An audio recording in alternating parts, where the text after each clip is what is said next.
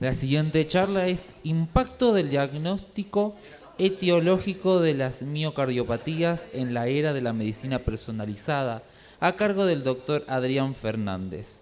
Es coordinador del grupo de trabajo de cardiopatías familiares del Hospital Universitario Fundación Favaloro. Buenas tardes, muchas gracias por la invitación. Felicitaciones al comité organizador. La verdad que hasta ahora las jornadas son excelentes. Hoy estuve en la presentación de casos clínicos y temas libres, la verdad que muy buen nivel. Un placer estar acá, escuchar desde la ventana a las gallinas y a los gallos, ¿no? No estoy acostumbrado a eso. Y bueno, mi charla es Impacto del diagnóstico etiológico de las miocardiopatías familiares en la era de la medicina personalizada. Recién estuvieron hablando de las hipercolesterolemias familiares y la idea es tratar de transmitir en esta charla, incorporar un concepto que no tenemos del todo incorporado los cardiólogos, que son las enfermedades genéticas hereditarias y especialmente la familia. Una vez escuché a un psicólogo que empezó una charla diciendo: vamos a hablar de las enfermedades psicosomáticas, o sea, todas. Me parece un poquito exagerado, ¿no? Pero creo que en algún momento vamos a hablar de las enfermedades genéticas hereditarias, o sea, casi todas. Bueno, estos son mis conflictos de interés. Bueno, una miocardiopatía es un trastorno miocárdico en el cual el músculo cardíaco es estructural y funcionalmente anormal, en ausencia de enfermedad de las arterias coronarias, hipertensión, enfermedad valvular y enfermedad cardíaca congénita suficiente para causar la normalidad miocárdica observada. Y dentro de las miocardiopatías tenemos miocardiopatías genéticas hereditarias o miocardiopatías familiares que se presentan debido a variantes genéticas que se transmiten de manera familiar. En cuanto, por ejemplo, a la miocardiopatía dilatada, a partir de este trabajo se hizo una redefinición y se reconoce la miocardiopatía dilatada como un síndrome. Se establece que es muy importante determinar la etiología y se descubrieron más de 80 genes relacionados con miocardiopatía dilatada del sarcómero, del sarcolema, del núcleo, del desmosoma, de los canales iónicos, etc. Y además de los genes clásicos, a veces pueden haber genes asociados a enfermedades neuromusculares, enfermedades mitocondriales, pero también lo que es importante es que hay causas y modificadores de la enfermedad. Es decir, que hay algunas causas adquiridas, como alcohol, periparto, quimioterapia, etcétera, que son desencadenantes de insuficiencia cardíaca en pacientes que tienen un sustrato genético, y hay comorbilidades como diabetes, hipertensión arterial, taquiarritmias, hipotiroidismo, con posible interacción con la variante genética. Entonces, la titina es la proteína más larga que hay en el organismo. Antes de la secuenciación de nueva generación era muy difícil estudiarla, y este artículo demostró que los truncamientos en titina eran responsables de un 25% de la miocardiopatía dilatada familiar y un 18% esporádica. Tiene una penetrancia mayor del 95% en mayores de 40 años, y en la miocardiopatía dilatada periparto encontraron que más del 12% tenían truncamientos en titina, y en la miocardiopatía dilatada alcohólica más del 10% tenían truncamientos en titina. Cuanto a la lamina, es la segunda en frecuencia, tiene una prevalencia de 8% de miocardiopatía dilatada, y en los portadores de mutaciones en lamina, los bloqueos AB, las arritmias ventriculares y la fibrilación auricular preceden a la disfunción ventricular. A partir de los 40 años hay un fenotipo de disfunción ventricular leve y tiene alta penetrancia. Hay muerte súbita a edades tempranas, incluso con disfunción ventricular leve, y muchos pacientes con mutaciones en lamina requieren trasplante. Acá vemos, por ejemplo, esta familia. A mí me consultó primero esta paciente que tenía 49 años de edad en el momento de la consulta, y esta paciente tenía antecedente de ablación de una taquicardia ventricular del tracto de salida del ventrículo derecho. En la historia familiar, la madre se trasplantó por una miocardiopatía dilatada a los 62 años, la hermana de la madre se trasplantó a los 63 años por una miocardiopatía dilatada, y tenía el antecedente familiar de una hermana que murió súbitamente y en la autopsia se encontró que tenía una miocardiopatía ritmogénica, y otra hermana que a los 47 años de edad se tomó como caso índice, se le identificó una variante en la mina y otras dos variantes de significado incierto, y por disfunción ventricular se le implantó un cardiodefibrilador como prevención primaria de muerte súbita.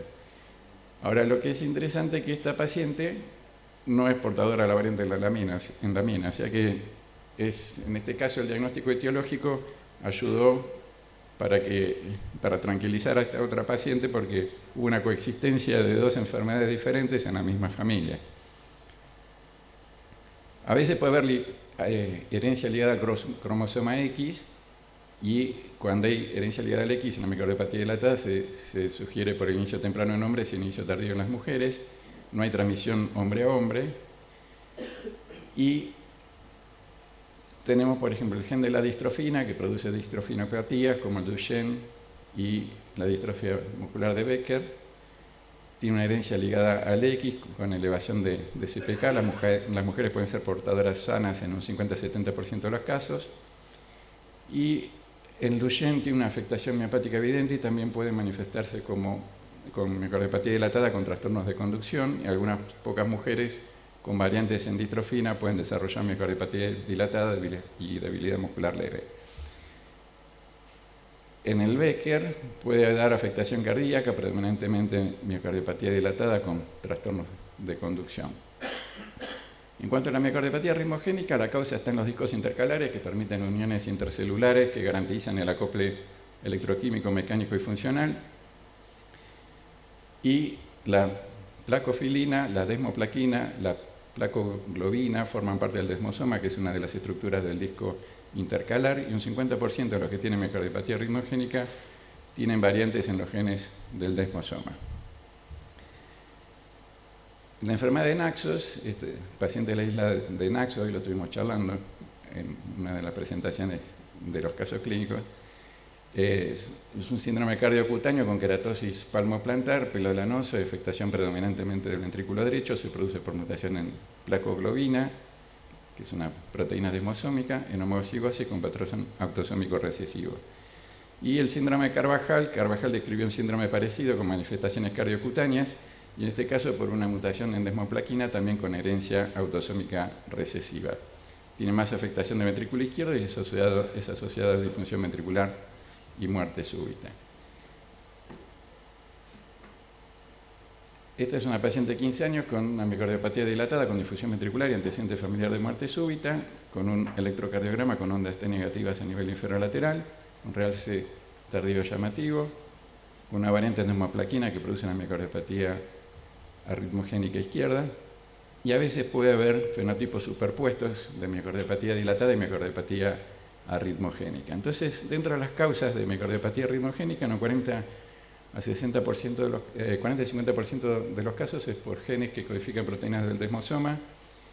Hay causas no desmosomales y hay un 10-20% que son de causa desconocida.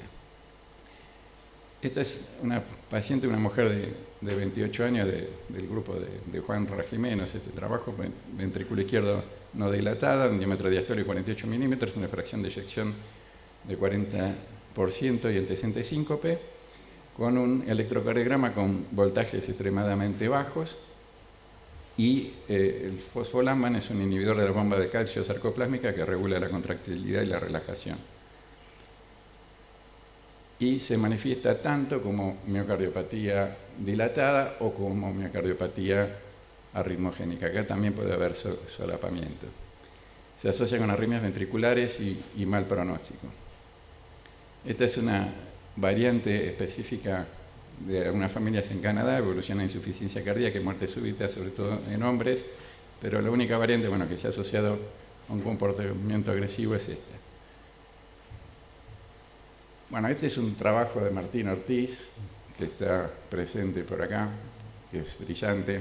Es un orgullo tener un cardiólogo argentino de la magnitud de Martín Ortiz, que es uno de los cardiólogos que más sabe de genética cardiovascular en el mundo. Y él demostró que bueno, los truncamientos en filamina C causan un fenotipo superpuesto de miocardiopatía dilatada y arritmogénica que a menudo pueden causar una muerte súbita prematura. Entonces, existe una zona gris de diagnóstico entre las formas dominantes izquierdas de miocardiopatía arritmogénica y las formas arrítmicas de miocardiopatía dilatada. Y hay variantes genéticas que pueden producir tanto miocardiopatía dilatada como miocardiopatía arritmogénica y en ocasiones un fenotipo superpuesto de miocardiopatía dilatada y arritmogénica. Entonces, ahora sabemos que son incluidos en la evaluación de implante de cardiodesfibrilador como prevención primaria y en las principales guías internacionales se incluye el estudio genético para ayudar a decidir el implante de un cardiodesfibrilador como prevención primaria de muerte súbita. Bueno, la miocardiopatía hipertrófica se define como el aumento del espesor de la pared del ventrículo izquierdo con o sin hipertrofia del ventrículo derecho, que no se explica únicamente por condiciones de carga anormales. Es la cardiopatía genética más frecuente y, bueno, también acá es muy importante el screening familiar. A partir del caso índice podemos identificar otros familiares que pueden estar afectados. Esta es una frase célebre del profesor William McKenna y esto se puede aplicar a cualquier otra cardiopatía genética hereditaria. Si estás tratando una cardiopatía familiar, no estás tratando a un paciente, estás tratando a una familia. El ecocardiograma y la resonancia, bueno, nos permite identificar diferentes expresiones fenotípicas. Estas son las expresiones fenotípicas más frecuentes, pero lo que es interesante es que puede haber un mismo fenotipo con distinta causa genética. Sabemos que la hipertrófica es no obstructiva en un 30% de los casos, tiene obstrucción en reposo en un 37% de los casos y es provocable con ejercicio en el 33% de los casos. O sea que es una entidad que es predominantemente obstructiva. Para los pacientes que están severamente sintomáticos, sabemos que disponemos, hay distintos mecanismos que producen obstrucción al tracto de salida, bueno, y algunos pacientes pueden tener obstrucción medioventricular. Y los pacientes que se encuentran severamente sintomáticos, son refractarios al tratamiento farmacológico, disponemos de la miectomía, que muchas veces con la miectomía se elimina uno de los principales mecanismos que provoca obstrucción al tracto de salida, que es el movimiento anterior sistólico de la válvula mitral. Pero bueno, este es un tratamiento paliativo, no es curativo, pero bueno, es importante que se haga en centros con experiencia y los resultados en general son buenos. En los pacientes que tienen contraindicación para cirugía porque son añosos o tienen comorbilidades para una miectomía, se puede optar por una ablación septal con alcohol y en general se trata de considerar como segunda alternativa terapéutica porque si bien técnicamente es más sencillo, le estamos provocando un infarto a gente que ya tiene sustrato para arritmia ventricular, entonces esto puede aumentar el riesgo de arritmias ventriculares. Entonces, lo más común es que la hipertrófica se produzca por variantes en genes que codifican proteínas del sarcómero y sabemos que durante la sístole aumenta la concentración de calcio, hay un cambio conformacional en el complejo troponina-tropomicina que rota y deja libre el sitio de la actina que interactúa con la miosina. La formación de puentes cruzados actina-miosina permite la contracción y cuando las concentraciones de calcio disminuyen desaparecen estos puentes y el corazón se relaja. Y sabemos que en condiciones normales no todos los puentes actina-miosina están activos. En un corazón sano, entre el 40 y el 50% de las cabezas miosinas se encuentran en estado inactivo. Y en la miocardiopatía hipertrófica hay un exceso de formación de puentes actina-miosina. Solo entre el 15 y el 20% se encuentra en estado inactivo. Y se desarrolla entonces el mavacamten, que es un inhibidor alostérico de la ATPasa de la miosina cardíaca, que al reducir la afinidad de la miosina por la actina, reduce la hipercontractilidad característica de la miocardiopatía hipertrófica, produce mejoría energética al miocardio y mejora la relajación.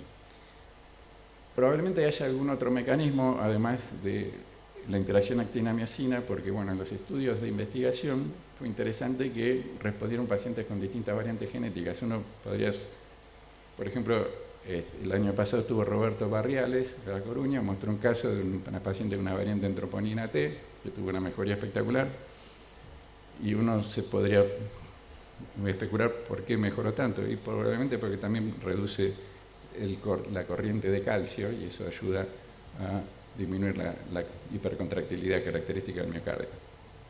Entonces, en estudios en animales, revirtió el fenotipo, no solo en relación a la hipertrofia, y el tratamiento temprano redujo la progresión de la fibrosis y el desarreglo miocítico. Por cuestiones de tiempo, acá les resumo los 3 principales estudios en fase 3 que hay hasta el momento. El estudio Explorer ACM, que fue mavacamten versus placebo, pacientes en clase con miocardiopatía hipertrófica obstructiva asintomática en clase funcional 2-3, y se publicó durante la pandemia, y el mavacamten mejora la capacidad de ejercicio, la obstrucción del tracto de salida, la clase funcional y la calidad de vida en la miocardiopatía hipertrófica obstructiva asintomática. El valor ACM eran pacientes más sintomáticos, eran todos pacientes candidatos a cirugía o ablación con alcohol. Y se vio que el mavacamten reduce significativamente la necesidad de terapia de reducción septal y mejora los síntomas y la calidad de vida en la miocardiopatía hipertrófica obstructiva. Y el Sequoia, que se publicó este año, con aficamten, que es un inhibidor de la miocina de segunda generación. La aficamten mejora significativamente el consumo máximo de oxígeno, la obstrucción del tracto de salida, la clase funcional y la calidad de vida en miocardiopatía hipertrófica obstructiva. Todos tuvieron entonces una mejoría significativa en la clase funcional, y la incidencia de efectos adversos graves fue baja en los 3 estudios. Ahora, cuando se hace estudio genético en la miocardiopatía hipertrófica, en un 40-60% de los casos se produce por genes que codifican proteínas del sarcómero, 25-30% de los casos no se puede identificar la causa, y un 5-10% es provocado por enfermedades poco frecuentes, llamadas fenocopias, ¿no?, como la glucogenosis, la enfermedad de Fabry, enfermedades neuromusculares, enfermedades mitocondriales, síndromes, es decir, las rasopatías como Noonan-Leopard-Costello, amiloidosis, etc.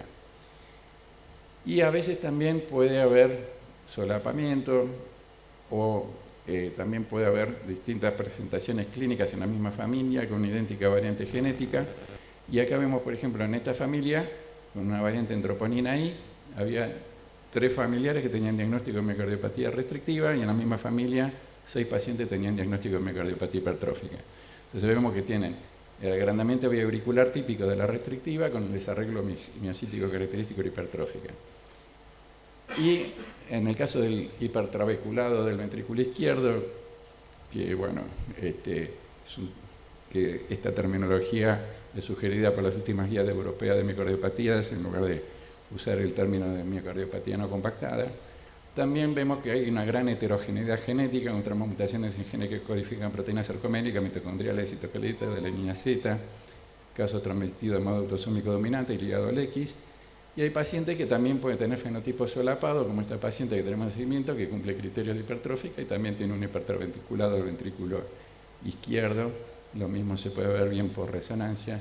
Con esta familia tenía una variante en beta-miocina. Vemos este caso clínico, un paciente que tiene un síndrome de Noonan, que estos pacientes tienen cardiopatía, pero tienen alteraciones esqueléticas, dimorfia facial, baja talla, pectus excavatum, escoliosis, y tienen una facies característica, se transmite en forma autosómica dominante, y como vemos es producido por genes completamente diferentes a los genes que codifican las proteínas del sarcómero. Acá vemos un paciente con lentiginosis, electrocardiograma normal, ojo con hipertelorismo, estenosis pulmonar, anormalidades genitales, retraso en crecimiento y sordera, o sea, tiene un síndrome de Leopard, y bueno, es otra razopatía que se transmite en forma autosómica dominante y producido por genes diferentes a los que producen mutaciones en genes que codifican proteínas del sarcómero. Este es un caso de un paciente con PR corto, bradicardia sinusal, con un ecocardiograma con una hipertrofia asimétrica, como se vería en una miocardiopatía hipertrófica sarcomérica, pero este paciente en realidad tiene una enfermedad de Fabry clásica de inicio temprano tipo 1 que se produce por variantes en el gen que codifican enzima alfa-galactosidasa A. Eso determina el depósito normal de glicofosfangolípidos en diferentes órganos. Por eso estos pacientes tienen manifestaciones sistémicas y uno puede sospecharlo clínicamente en un paciente que tiene fatigabilidad, cornea verticillata, hipoguanidrosis, no transpiran y por eso no tienen buena tolerancia al frío y calor, tienen manifestaciones cardíacas, hipertrofia, trastorno de conducción, enfermedad coronaria por alteración del endotelio, neuropatía periférica, se quejan de un dolor neuropático en las palmas de las manos y las plantas de los pies, sobre todo con exposición al frío, al calor y en situaciones de estrés o con el ejercicio. Pueden tener manifestaciones psicológicas, accidente cerebrovascular, trastornos auditivos, tinnitus, insuficiencia renal que puede llegar hasta diálisis, y angioqueratoma, que son unas manchas rojo vinosas características que se localizan en la región umbilical, periumbilical, en los muslos, etc. Y es importante hacer diagnóstico porque estos pacientes tienen una terapia de reemplazo enzimático específico y también, obviamente, como en todas las cardiopatías familiares, es importante hacer screening familiar para detectar familiares que están afectados tempranamente y darle tratamiento también precozmente. Si bien es ligada al X, dependiendo del tipo de variante genética, hay algunas mujeres que pueden estar severamente afectadas. Hay mujeres que actúan como portadoras sanas, sobre todo en variantes de inicio tardío o late onset, pero tengo, por ejemplo, una paciente que tiene una variante de tipo Friendship que corta precozmente la proteína, está severamente afectada y tiene cero de actividad enzimática a pesar de ser mujer. Ahora vemos este otro caso, un paciente con agrandamiento biauricular, hipertrofia biventricular, con una resonancia que muestra un espesor de 38 milímetros en nivel inferoseptal medioventricular. Y este paciente tiene una variante que es la N215S, que es la más frecuente en Occidente, asociada a enfermedad de Fabry, enfermedad de Fabry no clásico o tipo 2, que son Fabry de inicio tardío. Esto se expresa en los hombres tardíamente. Fenotípicamente es similar a una miocardiopatía hipertrófica sarcomérica. Y vean el electrocardiograma, a pesar de ser una enfermedad infiltrativa, tienen hipertrofia verdadera de los miocitos, porque solamente 1 a 3% del miocardio tiene depósitos de glicoesfingolípidos, y si ven el electrocardiograma es indistinguible de una variante sarcomérica. Entonces es muy importante tratar de, si el paciente puede acceder a estudios genéticos, identificar, por ejemplo, este tipo de variantes, porque estos pacientes responden bien a tratamientos con chaperonas farmacológicas y no respondería tal vez a mavacamten. Entonces es importante tener el diagnóstico etiológico antes de dar estas nuevas terapéuticas específicas. Este es el electro de la miocardiopatía hipertrófica apical, electrotípico, que simula un síndrome coronario agudo. Tenemos que siempre sospecharlo. Sobre todo si es un paciente joven. Me ha llegado una vez un paciente de 22 años con un CD del cateterismo. Muchas veces los pacientes que tienen este electro, le digo, saquen una foto del electro y lleven siempre una foto de su electro en el celular, porque si consultan por un dolor muscular o de otro origen, le hacen troponina, tienen elevación crónica de troponina y terminan en la sala de hemodinamia. A veces con un eco con portátil no se ve bien la punta. A veces con el eco se puede visualizar bien la punta, pero a veces no se ve bien. Y bueno, obviamente la resonancia es el mejor método para ver la punta, ¿no? Ahora, de este trabajo de Michael Arad, del 2005, con el mismo fenotipo, miocardiopatía hipertrófica apical, encontramos mutaciones en alfactina, cadena liviana, beta-miosina, troponina I, variantes mitocondriales. Y vean este paciente. Este es un paciente de Mendoza que me llegó con este electrocardiograma típico de una miocardiopatía hipertrófica apical. Y se ve por eco hipertrofia severa para los segmentos medios apicales. Lo mismo se ve muy bien por resonancia. Y un realce tardío en las uniones anterior e inferior de ambos ventrículos, típico de las variantes sarcoméricas. Bueno, a este paciente se le hizo un panel para miocardiopatía hipertrófica y se le identificó esta variante, que es muy frecuente en el noroeste argentino. Esta variante tiene un efecto fundador en Catamarca. Hasta ahora se ha diagnosticado 7 Fabris. Este paciente era Mendoza, un paciente con esta variante de Catamarca y otro paciente era acá de Tucumán. Son pacientes que no tienen manifestaciones extracardíacas. Son pacientes que responden también bien a chaperonas farmacológicas. Ahora, ¿cómo puede ser que un Fabry se expresó como una miocardiopatía hipertrófica apical, ¿no? Bueno, este paciente además se le encontró una variante en FHOD3, que es una variante de significado incierto. Esto fue publicado por Juan Pablo Ochoa, otro argentino número 1 en el mundo en genética cardiovascular, que fue pollo nuestro. Y además se le encontró una variante en filamina C. O sea que tal vez estas otras dos variantes explican por qué un Fabry se expresó como una miocardiopatía hipertrófica apical. Después, bueno, este es un paciente que tiene una variante en FHL1 que se asocia con afectación neurológica. Tiene un amplio espectro, hay una asociación que se llama Asociación de FHL1, que bueno, el paciente, la familia, en esa familia el paciente de la asociación FHL1 está en silla de ruedas porque tiene mucha manifestación neurológica. Este paciente tenía predominantemente miocardiopatía hipertrófica. Pero bueno, cuando uno hace el interrogatorio es importante armar el árbol familiar y por el patrón de herencia.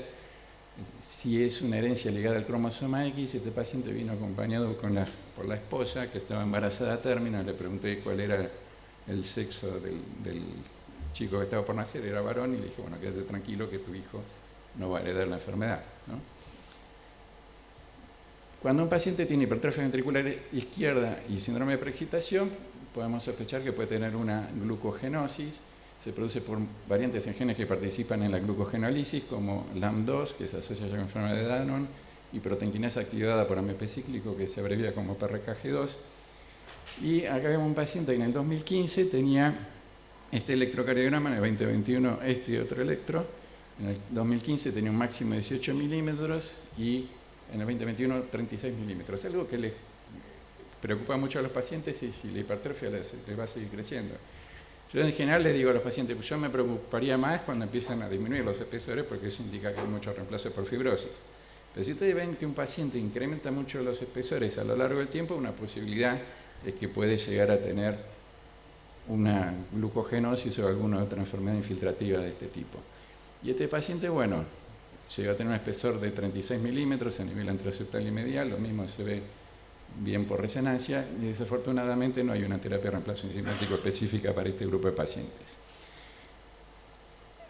Este es un paciente que en el 2005 me llegó con diagnóstico de miocardiopatía hipertrófica obstructiva, pero si vemos el electrocardiograma, lo que llama la atención es que este paciente no tiene hipertrofia. Hay una disociación entre el electro y la semejante hipertrofia que tenían. Este es el electro típico de enfermedades infiltrativas como la amiloidosis con un patrón de pseudoinfarto. Es decir, se hizo biopsia endomiocárdica en ese momento, pues disponíamos la mamografía con fosfonatos y se confirmó que tenía una amiloidosis cardíaca. Entonces, el aspecto puede ser similar en una hipertrófica sarcomérica, en hipertensión arterial, insuficiencia renal, amiloidosis, mucopolisacaridosis, oxalosis o ataxia de Friedreich. Entonces, es muy importante buscar síntomas y signos extracardíacos que nos pueden orientar, por ejemplo, signos y síntomas asociados a enfermedades de Fabry, enfermedades neuromusculares, también signos extracardíacos que nos pueden orientar, por ejemplo, la amiloidosis. Y el patrón por resonancia ayuda, si es medial, el realce tardío nos orienta a Fabry, miocarditis, sarcoidosis. Si es medial lineal, miocarditis, sarcoidosis, miocardiopatía dilatada. Subepicárdico, Fabry, miocarditis, sarcoidosis. Fino intersticial, miocardiopatía hipertrófica sarcomérica. Parchada, miocardiopatía hipertrófica sarcomérica, hipertensión pulmonar, esclerosis múltiple. Y subendocárdico difuso, fibrosis endomiocárdica y amiloidosis, sobre todo amiloidosis AL. La biopsia endomiocárdica no está indicada en rutina, pero bueno, es una indicación clase 2B con nivel de evidencia C cuando uno sospecha una enfermedad infiltrativa por depósito y nos ayuda a diferenciar el desarreglo miocítico de la miocardiopatía hipertrófica clásica sarcomérica, que si no bien no es patognomónico, pero bueno, es lo que uno encuentra habitualmente, de otras enfermedades infiltrativas o por depósito. Bueno, esto es una genialidad que se le ocurrió a Martín Ortiz, que es muy representativo del método tradicional Sanger. Ahora se hace secuenciación de nueva generación. Es muy importante quién interpreta, porque se estudian paneles muy grandes de genes, y es muy importante quién hace la interpretación de los resultados. ¿Y qué proponen generar los grupos europeos? Bueno, un panel básico que incluye los genes que codifican proteínas del sarcómero, los genes asociados a glucogenosis, a enfermedad de Fabry, enfermedades neuromusculares, rasopatías, este gen regulador de la proteólisis y respuesta al estrés, el gen de la amiloidosis hereditaria y el panel ampliado que incluye más de 140 genes. Sin embargo, bueno, este año se publicaron las nuevas guías americanas de miocardiopatía hipertrófica. Algo que llama mucho la atención, que ellos siguen insistiendo que estudiar solamente 8 genes sarcoméricos y argumentan que este panel identifica una variante patogénica en el 30% de los casos esporádicos y el 60% de los casos familiares de miocardiopatía hipertrófica. Y se menciona que la expansión a panel genético más grande generalmente no agrega valor diagnóstico significativo. Y dicen que incluyen genes de fenocopias en estudio genético de primera línea si hay sospecha clínica basada en el fenotipo. Pero si esperamos sospecha clínica, no hubiéramos diagnosticado a este paciente con la variante N215S, que no tiene manifestaciones extracardíacas. O no hubiéramos estudiado, por ejemplo, el paciente con la variante PRKG2, que no tiene variantes extracardíacas. O no se consideran otros genes importantes, como este descrito por Juan Pablo Ochoa, o este gen que no está dentro de los genes prioritarios, pero que también tiene una relevancia importante. Entonces, ustedes saben que hay una grieta entre las guías europeas y americanas en muchos puntos. Bueno, este es uno de los tantos puntos de discordancia que existen. En cuanto a lo que es la estratificación de riesgo de muerte súbita, es decir, uno no va a indicar un desfibrilador por una variante genética de alto riesgo, pero sí es importante tener presente el estudio genético, porque nosotros estamos viendo una foto de una enfermedad que es un continuo. La muerte súbita puede ser la primera manifestación de la enfermedad. En mutaciones de nuevo pierde valor el antecedente familiar de muerte súbita. Puede haber mutaciones de mal pronóstico sin fenotipo severo, como por ejemplo variantes en troponina T o troponina I, que se asocian con escasa hipertrofia y alto riesgo de muerte súbita. Puede haber un mismo fenotipo con distinta causa genética y el pronóstico diferente en miocardiopatía hipertrófica, sarcomérica, Fabry, glucogenosis, etc. Entonces, los datos permiten construir curvas de sobrevida y conocer la historia natural de una variante. Entonces, es muy importante conocer cuál es la etiología que provoca el fenotipo de las miocardiopatías y es muy interesante esta postura que adoptaron las guías europeas del año pasado, que incluyeron a todas las miocardiopatías. Es decir, las miocardiopatías comparten muchos aspectos comunes en cuanto a su presentación, evaluación diagnóstica y estrategia de manejo. Se hace un enfoque en el abordaje clínico multidisciplinario y personalizado. Se hace hincapié en la integración de la genética en la práctica clínica, el consejo genético y el impacto del cribado familiar. Puede haber superposición fenotípica y genética entre diferentes tipos de miocardiopatías y posibilidad de progresión de una a otra. Y es fundamental considerar todas las miocardiopatías como parte de un mismo espectro. Entonces, como conclusiones, el diagnóstico etiológico de las miocardiopatías proporciona información importante para el pronóstico y es esencial para realizar el screening familiar. Identificar la causa permite reconocer a los pacientes que podrían beneficiarse de terapias farmacológicas específicas. La combinación de imágenes con inteligencia artificial y algoritmos informáticos integrados con la información genética mejorarán la predicción de riesgo de muerte súbita. Y para terminar, ¿cómo estamos en Argentina con relación a las cardiopatías familiares? Y yo creo que estamos mal, pero bueno, una vez alguien dijo una frase, estamos mal pero vamos bien.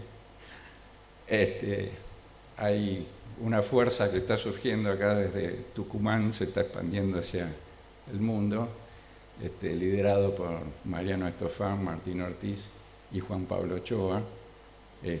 Así que esto es algo muy interesante y que ustedes lo tienen acá.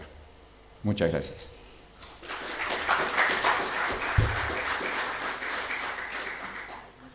Bueno, muchas gracias, Adrián. Excelente tu presentación. No sé si alguien quiere hacer alguna pregunta.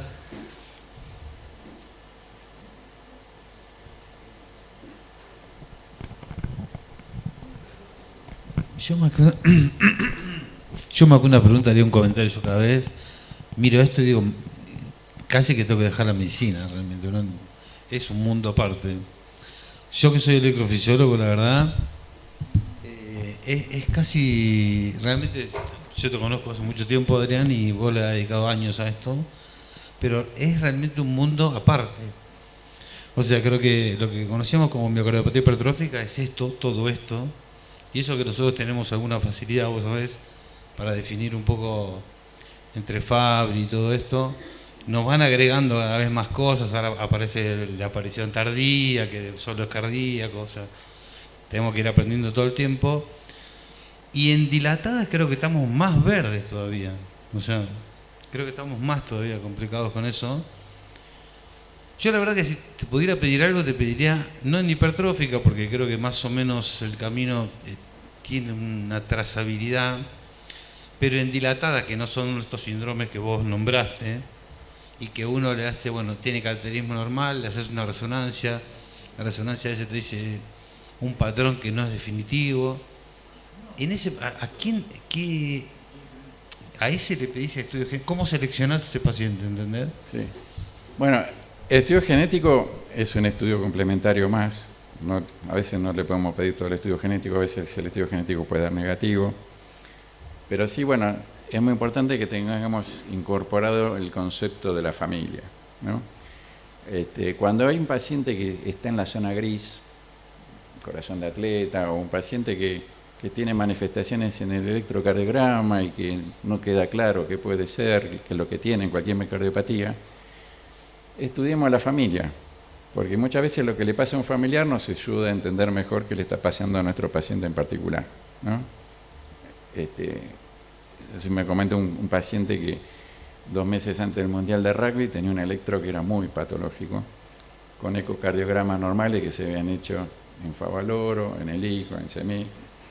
Y ahora 2 meses antes del Mundial de Rugby teníamos que definir qué hacíamos con el paciente. Y el electro era muy patológico, no era el electro del deportista. Entonces yo le insistí, acá tiene que haber algún familiar con miocardiopatía hipertrófica, ¿no? Y durante la consulta vino acompañado por la madre y percibe una mirada cómplice entre el paciente y la madre, como que algo ocultaban. Y yo seguí insistiendo. Teníamos la Unión Argentina de Rugby atrás, a ver qué hacíamos. Y al final de la consulta me dijo, mi papá tiene miocardiopatía hipertrófica. Dije, si tu papá tiene miocardiopatía hipertrófica, este electro es de una miocardiopatía hipertrófica y vos vas a expresar una miocardiopatía hipertrófica. Si el electro es patológico, el miocardio ya está enfermo, ¿no? Entonces, cuando tienen esos pacientes que están en una zona gris, que no queda del todo claro, bueno, siempre investigar a la familia.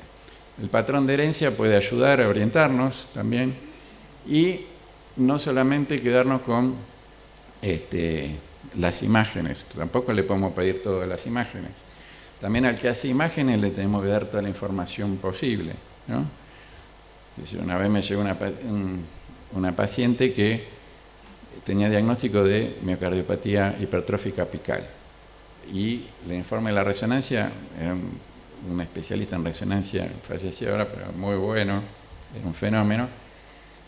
Pero lo que llamaba la atención es que la mujer tenía 62 años, había tenido un edema agudo de pulmón 2 meses antes, tenía coronarias angiográficamente normales, no tenía obstrucción medio ventricular, ¿no? No fue hipertensivo, edema de pulmón. Digo, ¿por qué hizo un edema de pulmón, una hipertrófica apical? Y después, bueno, investigando un poco más, la punta estaba obliterada y la punta estaba llena de trombos, ¿no? Entonces, por TAC multicorte se vio que en realidad era una fibrosis endomiocárdica, se pudo ver los trombos y la calcificación. ¿Cuál fue el error? Que cuando se le envió el paciente al especialista en resonancia, no le brindamos toda la información clínica, que si él hubiera tenido esa información clínica, tal vez hubiera buscado alguna otra cosa. Entonces, cuando hacen, sobre todo los que hacen imágenes, es importante que tengan una interacción con el médico que solicita el estudio, y si no le damos demasiada información en la solicitud, bueno, el que está haciendo el estudio, mientras va haciendo el eco, preguntaría, ¿hay algún antecedente en su familia? Mirarle el ombligo a ver si tiene angiokeratomas, ¿no? O si le llama la atención que tiene algún fenotipo que nos pueda orientar, por ejemplo, un UNAN. Hay un caso que, bueno, José Luis González me pidió para discutir por Zoom, ¿no? Que era muy frecuente por Zoom, y no llegué porque estaba en el medio del tránsito de Buenos Aires, no llegué. Bueno, menos mal que no llegué, porque después la vi entrar a la paciente y era un Nunan, pero era un Nunan de acá a la China, porque parecía la hermana de un paciente mío con Nunan, ¿no? Cuando la vi entrar, ¿no?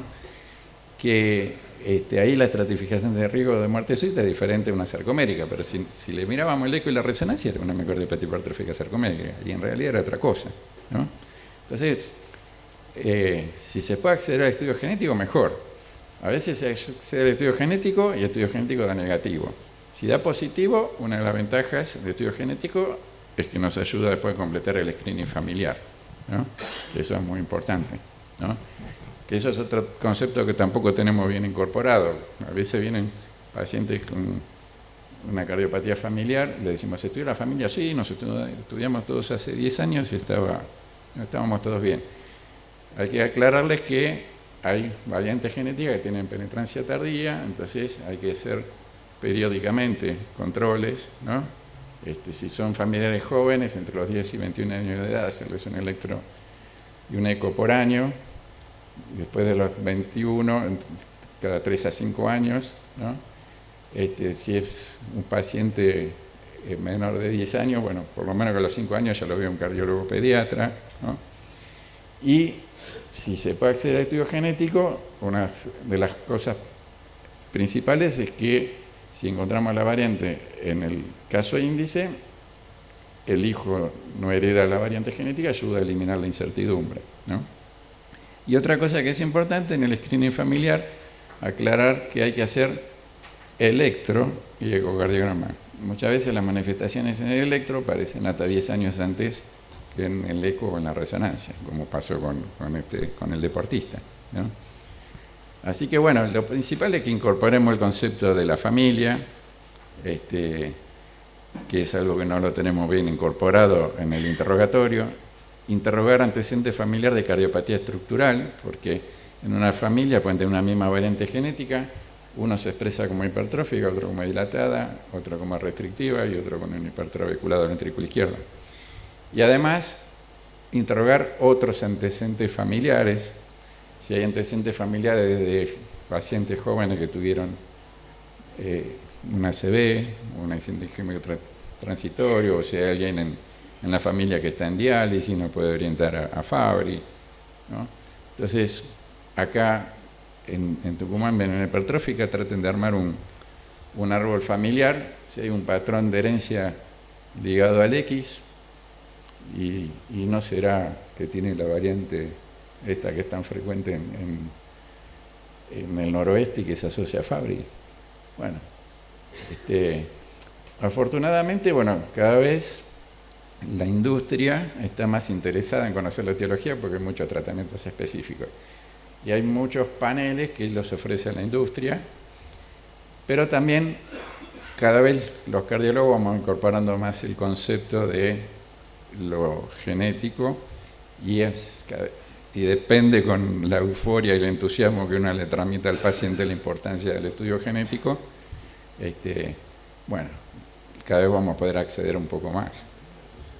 Pero bueno, hasta no hace mucho no podíamos poner en un título de un congreso la palabra genética, bueno, entraba ningún cardiólogo a la charla, ¿no? Pero bueno, ahora la cosa, por suerte, está cambiando.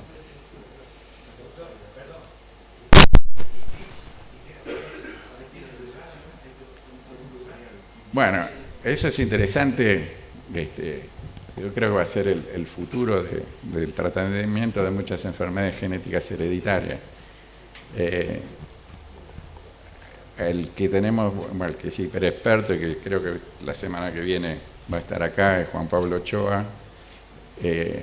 Uno de los principales problemas por ahora es encontrar el vector para, claro, porque hacen muchas reacciones alérgicas a inyectar el virus como vector, pero bueno, en muchas cardiopatías genéticas hereditarias ya hay protocolos que están muy avanzados. Hablar de eso parece ciencia ficción, pero está avanzando a una velocidad que es impresionante, como la inteligencia artificial. Del mavacamten yo me enteré por un paciente mío, cuando empezaron los estudios. Los pacientes leen, se meten en internet, viene un rabino, me dice, ¿qué es esta molécula MYK461? Antes que empiece los estudios en animales, digo, ¿Qué sé yo? Dije, no sé, voy a ponerme a investigar.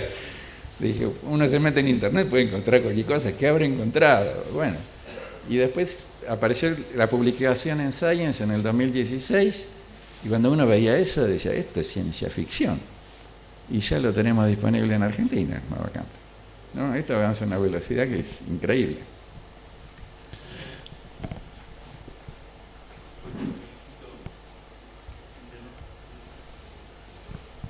Nada, te felicitaba por la brillante exposición y dos preguntas por ahí de lo que es tu práctica y lo que es tu opinión en relación a que ahora disponemos de agentes para tratar la miocardopatía hipertrófica, de no pedirle o no estar reglamentado que estos pacientes tengan que tener un patrón genético antes.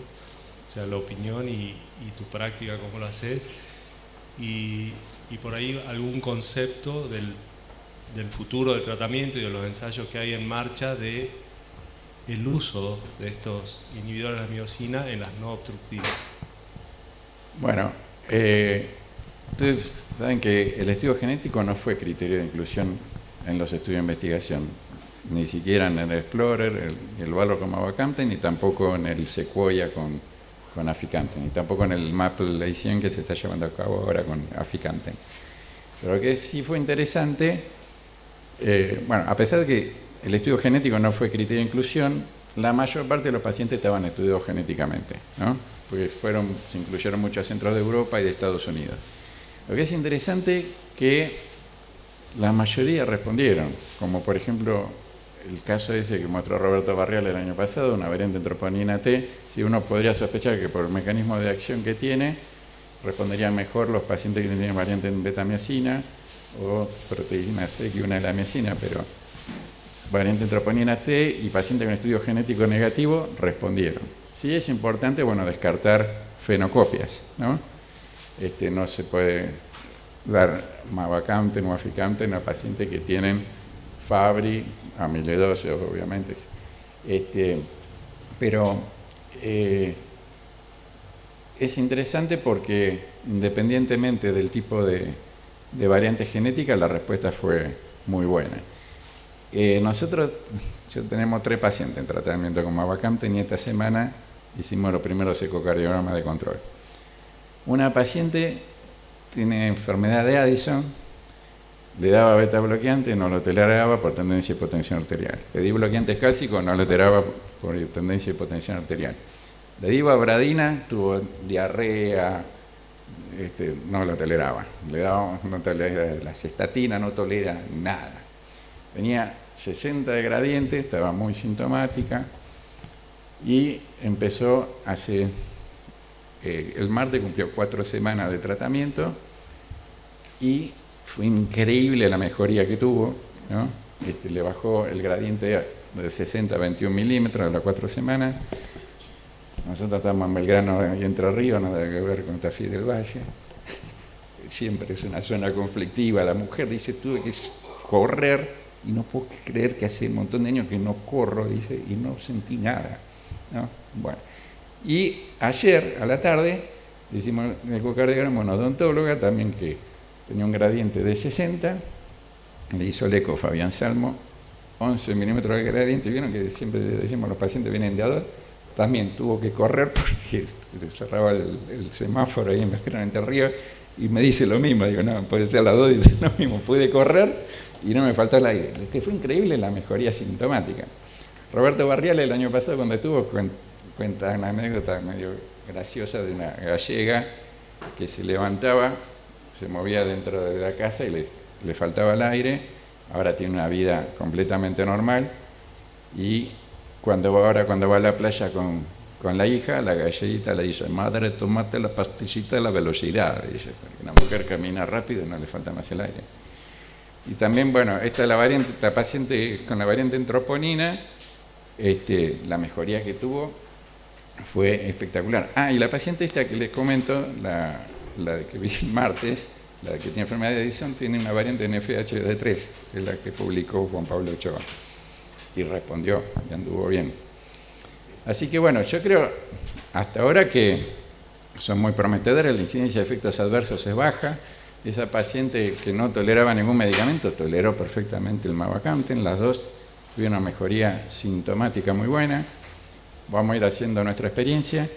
Y hace 2 semanas estuvo Pablo García Pavía acá, que es de Madrid, y él publicó un seguimiento 3 años y medio con mavacamten, eran los pacientes del Explorer, que se hizo un estudio de extensión a largo plazo, y nos mostró algunos casos que eran increíbles. Una mujer que tuvo,